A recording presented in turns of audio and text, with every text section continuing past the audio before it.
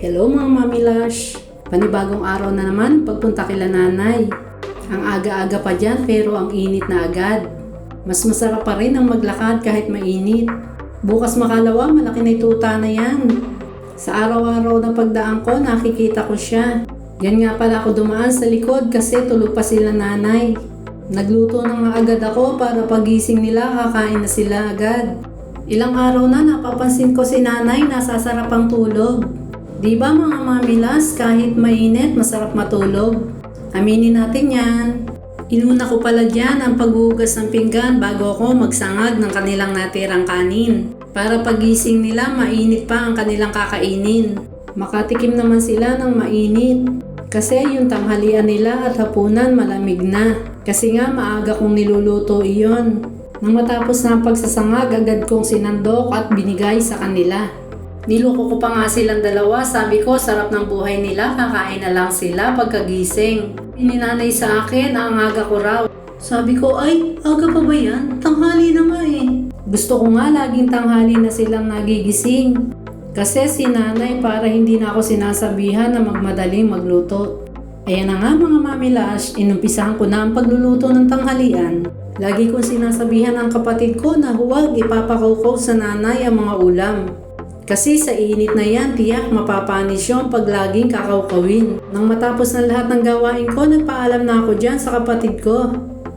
Kasi inutusan ako, kukuha nga pala ako ng sweldo ni nanay ko. Kaya nagpunta muna kami ng bayan. Siyempre, sumakay kami sa tricycle dyan. Sa ATM machine lang naman ako kukuha.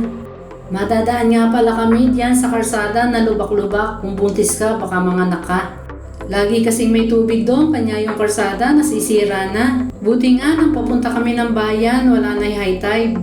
Ayan at kumuha na ako ng pera dyan. Pagkakuha ko, naglakad na ako papuntang Kabayanan.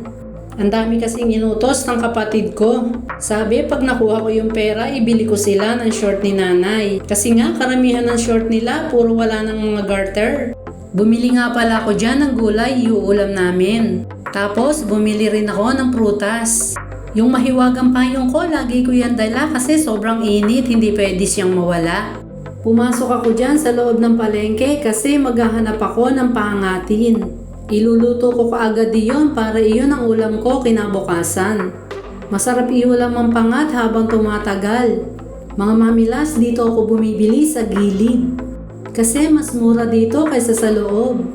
At saka nakakatawad pa dito. Alam mo naman ang mamilas nyo may pagkakuripot. Kaya kung saan mura makikita mo siya doon. Ayan na ang huling bibiling ko. Uuwi na kami dyan kasi sobrang init na. Ay may nakalimutan ako. Bibili nga pala ako dyan ng gatas para sa malamig namin. Nakabili kasi ko ng milon, masarap isa malamig. Kapag ganyang tag-init, masarap uminom ng mga malalamig na inumin. Ayan na mga mamilas, pauwi na ako dyan, sasakay na kami sa tricycle. Alam nyo, sa sobrang init, napakabilis kong hingalin. Nang umandar ang tricycle, nahanginan din kami. Ayan na mga mamilas, pauwi na kami. Bye! God bless!